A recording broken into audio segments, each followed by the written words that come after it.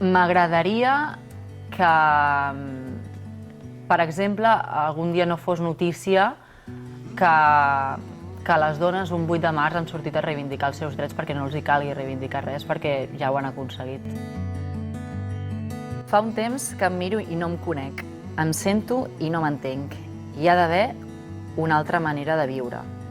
Hi ha d'haver una altra manera de viure. No és gaire llarg, però és una cançó i és una part final d'aquesta cançó que al final es resumeix amb això. Hi ha d'haver una altra manera de viure, que és una cançó que s'ha fet molt famosa aquest estiu per tot el tema de l'escalfament global, del reciclatge i tot això que ens està afectant tant que sembla que no, però està a l'ordre del dia.